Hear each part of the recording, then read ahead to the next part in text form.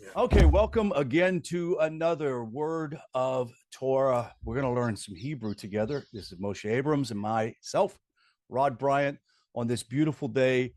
Israel is rocking and rolling with missiles and bombs and potential ground war getting ready to start. And we're elevating ourselves by studying how to read Torah.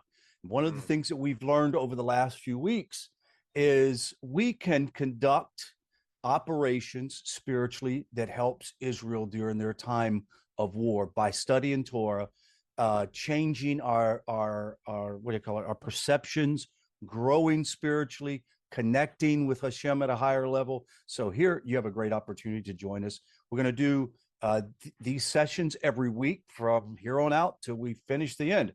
And I'm so glad that Moshe has decided to do this with us. Thank you so much, and I hope you're having a great day yourself. Thank you so much for having me here. Rod, this is where we finished off last session. So this is Yes. the first sentence of the Torah. So we have Bereshit in the beginning. Mm-hmm. Bara is the verb to create.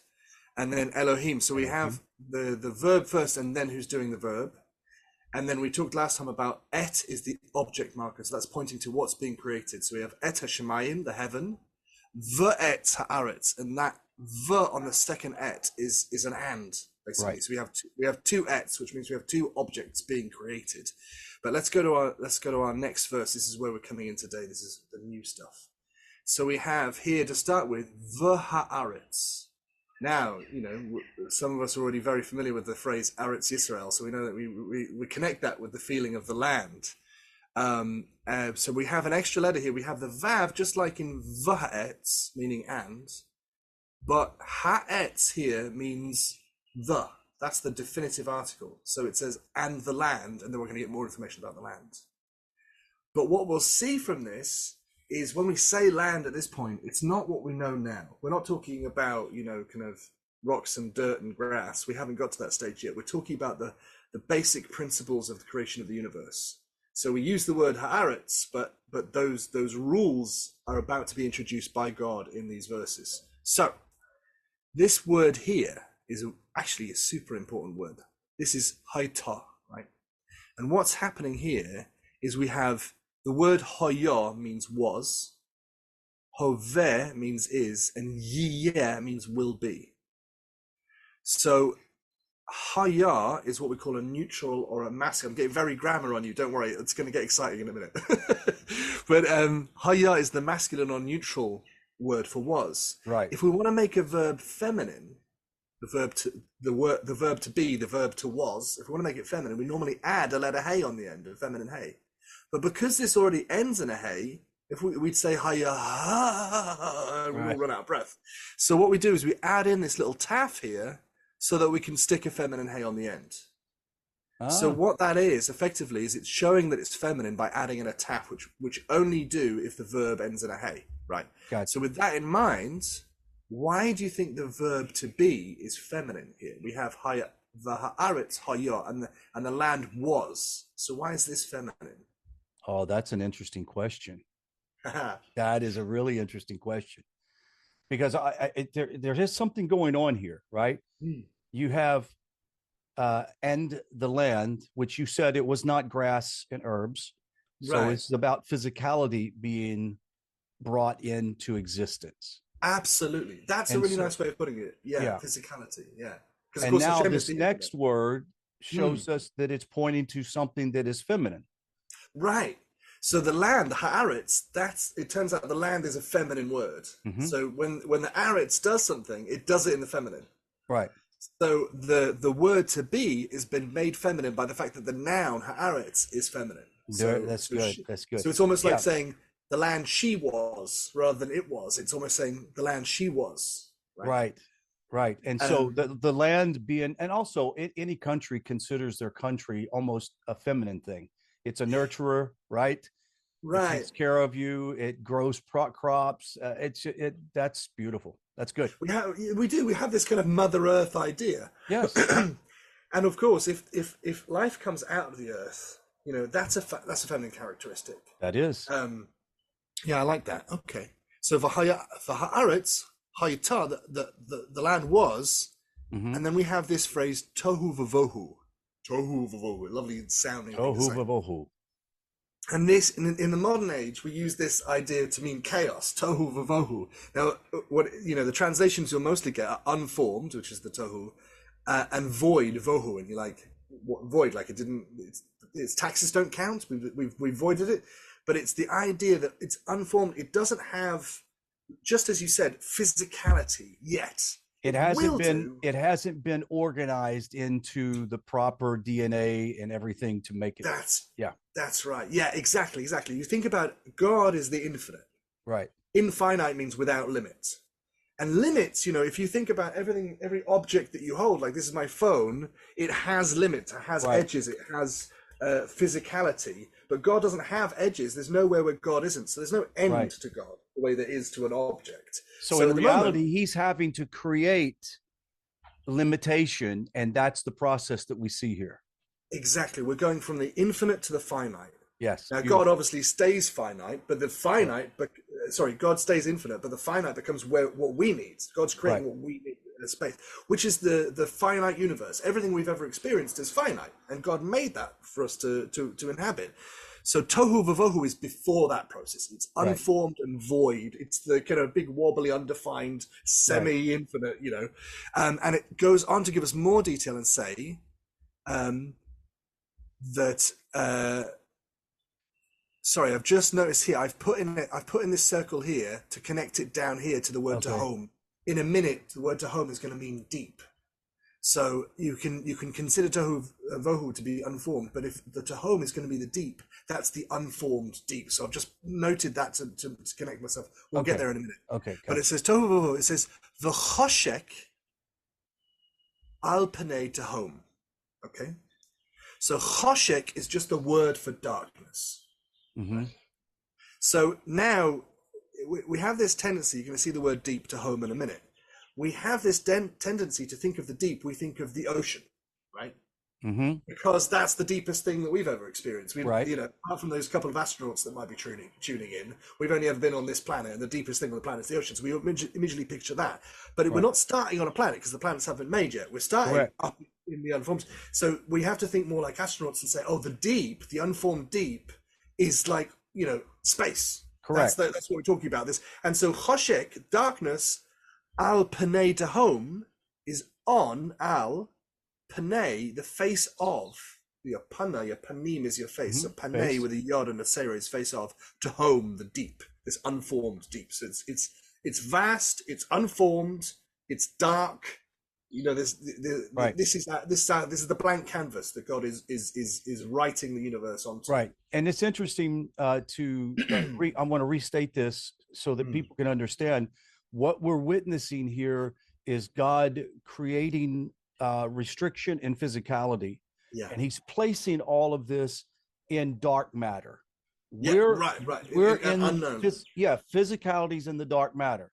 He is light. Everything with Him is illumination. There's no darkness in Him, so He has to create out from Himself this space, and this is what we're talking about. And the wind of God is sweeping over this whole ball of the universe that we see.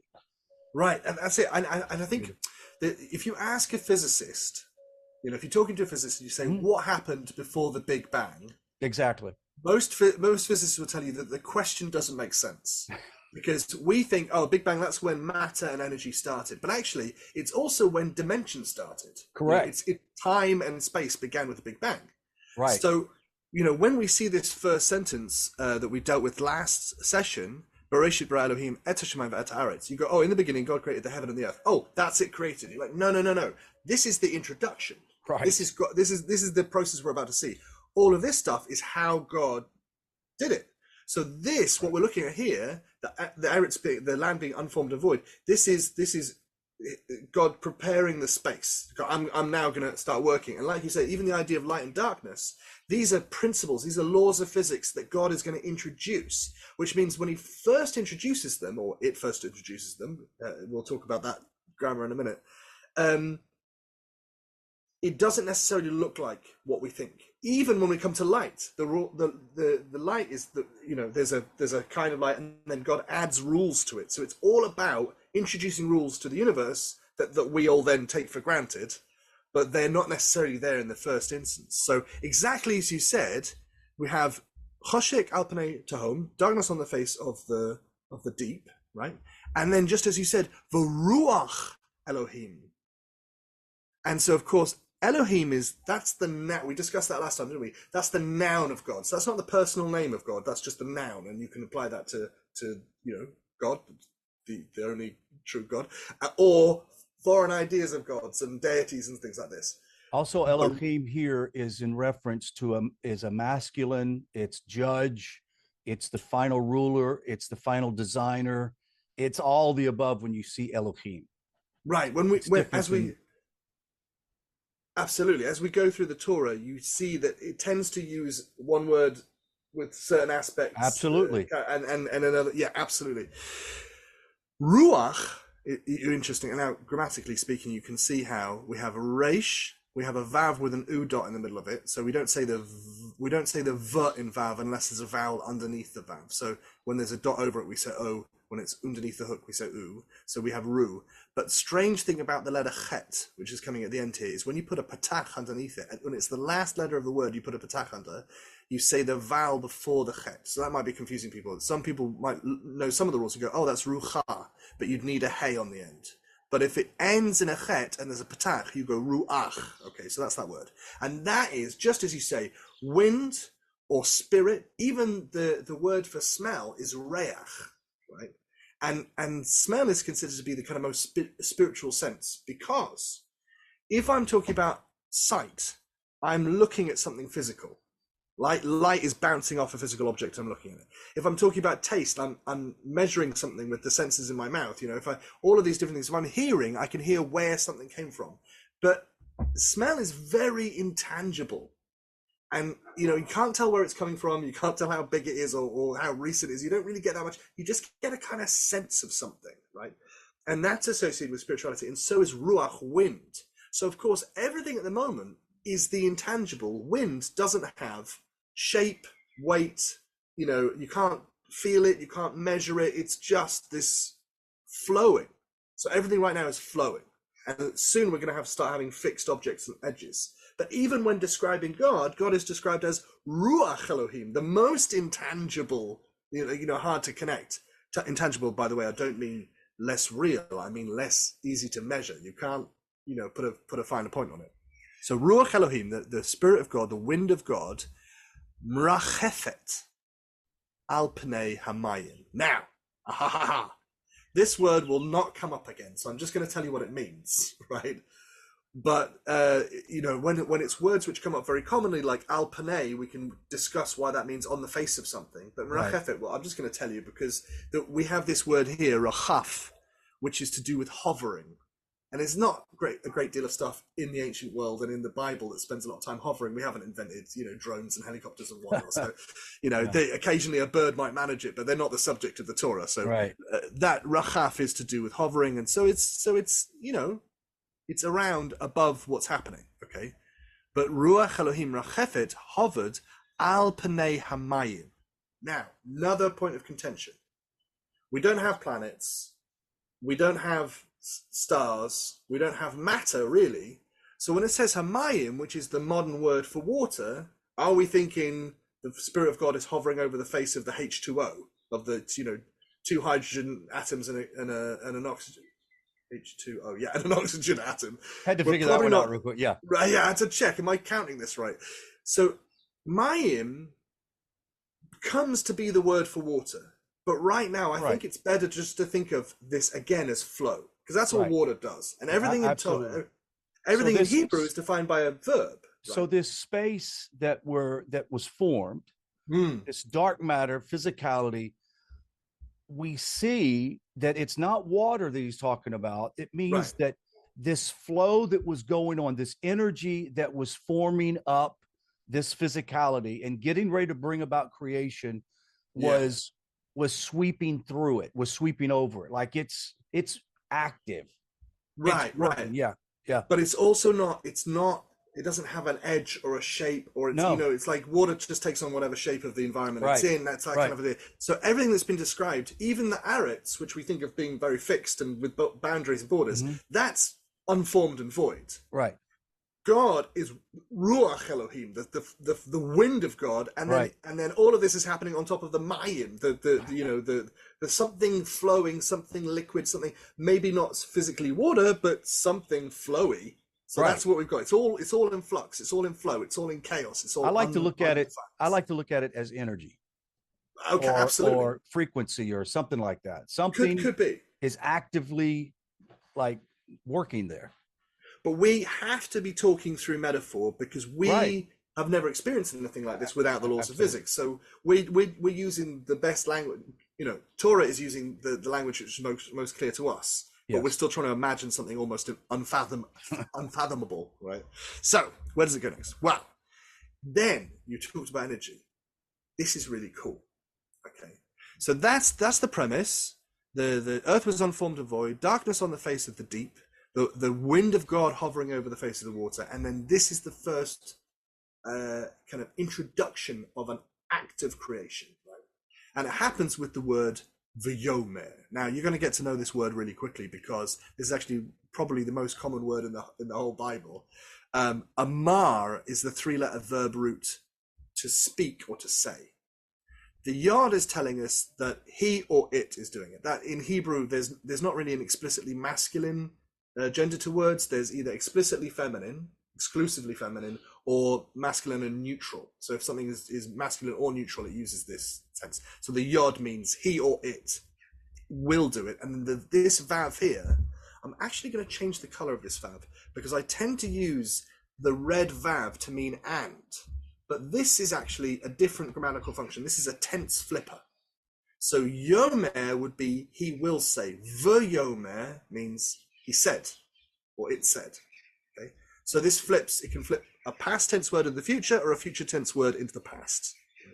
It doesn't flip the present because if you think about them past, present, future, or past, present, future, when they flip, the middle stays in the middle, right? So you can only flip the future into the past, into the future. So yomer means he said. Who said? The next word is Elohim, right? So God said. Whatever's going to happen next, God's saying something. And what does God say? Well, we have this word Yehi. You remember earlier on we talked about Hayatah was from this set of words. Excuse me, scrolling through. Haya, Hoveh, Yiyeh.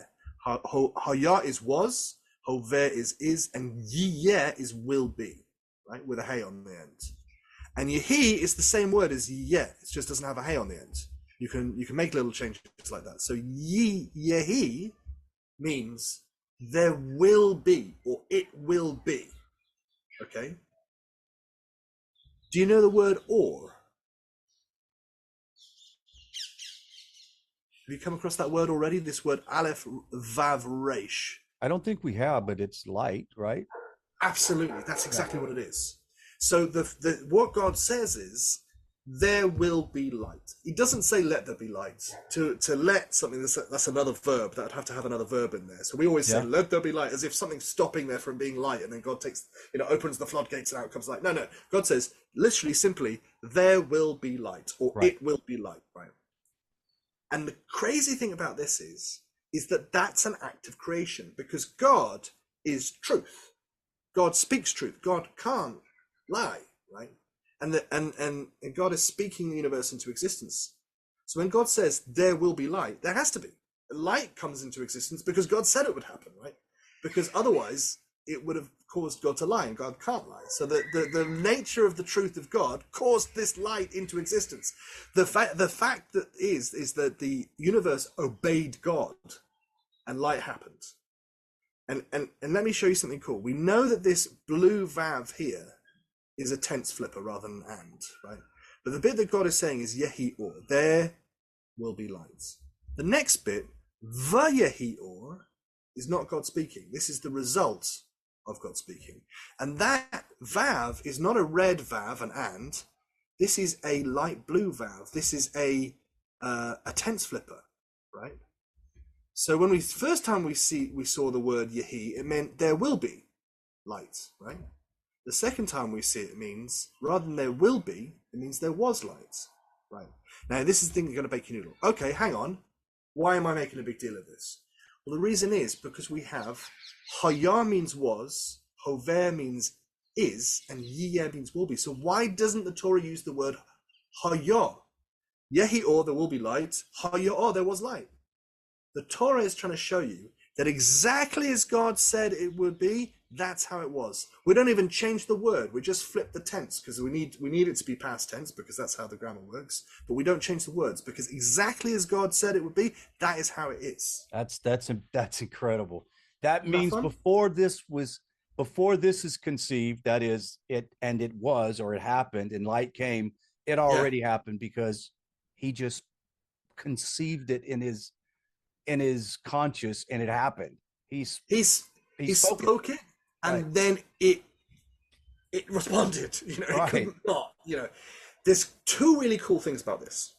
One is that, okay, that means God is introducing principles, and the principles cause the universe to exist. Like Mhm. he's introducing rules. You ever notice how people who have got a problem with God often have a problem with rules? Oh, yes, of They course. say, "Oh no, you can't tell me what I am. You can't tell me what I can do. I Right. can do anything." And the laws of physics and the laws of biology don't apply to me. And they have a problem with Right. whatever. Right. Intrinsically, they're offended by laws, Absolutely. rules, and principles, right? Absolutely. Because actually, they're striving after chaos. There's some sort of suffering Right. there where they're reaching out for the chaos, and God's saying, "Here we go. Here's rules. Here's calm. Here's a system, and you need this to exist. Because if God Mhm. didn't introduce the laws of physics, we'd really be in stuck, right? We'd be suffering, right? So that's the first principle. The second principle is, and this is kind of a bit of a boggler. If whatever God says happens the way God says it's going to happen, therefore, even light itself doesn't have free will. It just does what God says. It exists because God said it would. How does God introduce free will? Oh, That is to say, when God says, like, to pick an example out of a hat, you can't eat this fruit. How does a person then go and eat that fruit? If God says, rest on the Sabbath, how does a person not rest on the Sabbath? How is it that we humans are in a position to defy God? correct.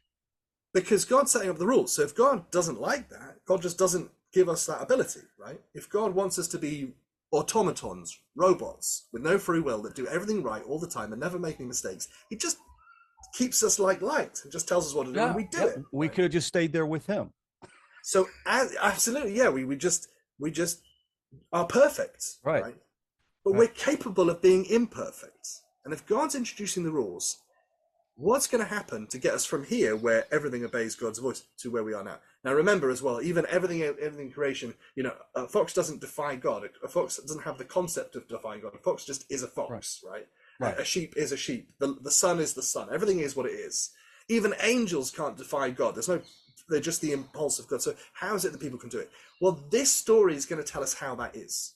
This as we read through these verses, the Torah is going to tell us, how did we get into the mess that we're in now, where we want to do right, but we're constantly struggling. We can't seem to get ourselves.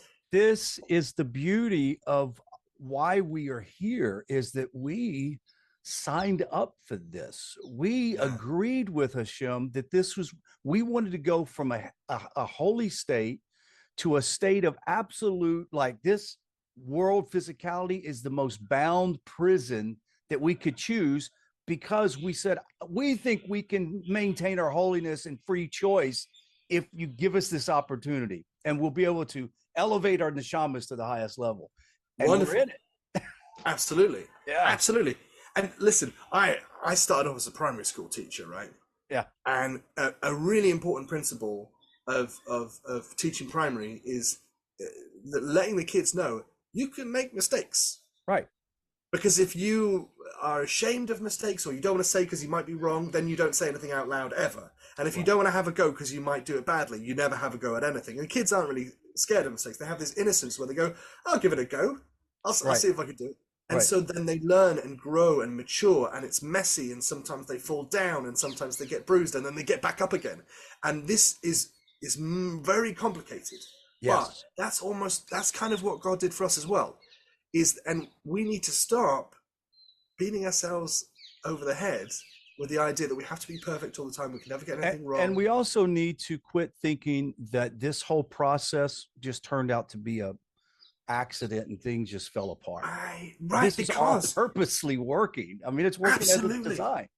Even the idea that we took on the idea of free will in the first place. A lot of people will tell you, they'll call it the fall, or they'll call it the tragedy, or whatever it is, or the fall of mankind. Yeah.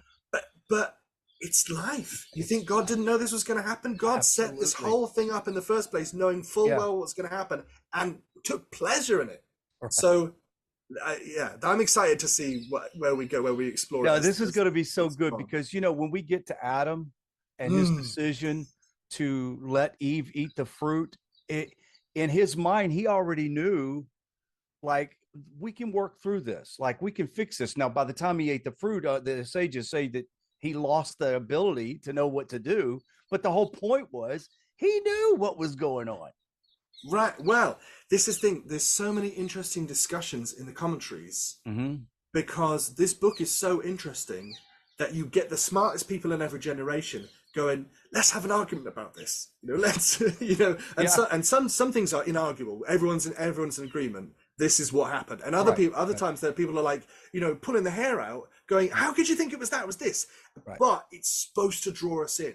This is not some dead text where you learn a list of rules and I'll follow them, and then no, you're supposed to grab hold of this and interrogate it and say, what do you mean? And a lot of the time, religion and religious people want things to be black and white. Oh, yeah. But the Torah all the time takes our great leaders and tells us when they made mistakes. And it even shows us sometimes people who we think are terrible doing good things. And it shows us the gray area, and it shows that life is this struggle with getting ourselves to where we need to be. And that's life, If you want to skip past that, you want to skip past life, this is the game, Yeah, and to those people that will watch this video, I just want to let you know that we're just barely touching the tip of an iceberg here on the whole philosophical life lesson and living lesson that comes just from what we're talking about right here. Like, there is so much to talk about that we wouldn't have time just describing the state of humanity and why we're here. I just find this fascinating. Go ahead. I'll end up mucking it up. With that in mind, you and I, we have to keep an eye on each other and say, let's to remind yourselves to stick this on the page, because there's, just like you said, there's so much, and you and I, we love this stuff, so we go off on a tangent. I know it. Maybe that's what the people watching want to see as well. But maybe so. We'll see. It's too exciting to have discipline. Should we pause there and yes, let's go ahead and wrap this up. We're going to go into the next verse and in the next session. So guys, stick around. I'm hoping you're enjoying it. Make sure that you share this with your friends. If you happen to see one of the video shorts on Instagram or Facebook or whatever, make sure that you share it. If you want to get a hold of Moshe yourself, you can email him at Moshe R. Abrahams, and it's just one word, at gmail.com. You can go to Nativ also if you need to contact us. So God willing, we'll see you next week, and be well and study. Shalom.